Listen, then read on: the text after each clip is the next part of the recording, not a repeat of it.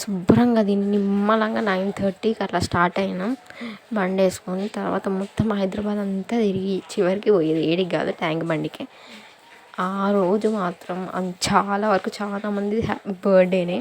So ఇది కూడా వచ్చేసి నా బర్త్డే రోజు తినడానికి వెళ్ళాం ట్యాంక్ బండికి.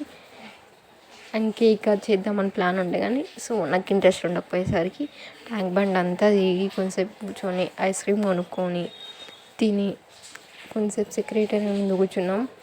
అండ్ నైట్ వ్యూ చాలా బాగుంటుంది యాక్చువల్లీ లైట్స్తోని. సో తినేసి మళ్ళీ రిటర్న్ బయలుదేరాం మొత్తం రివర్స్ తిరగడానికి. ఇంకా సాఫ్ట్వేర్ కంపెనీస్ అన్నీ చూపించేసిండు మా ఆయన అయితే మొత్తం చుట్టుపక్కల పెద్ద పెద్ద కంపెనీస్.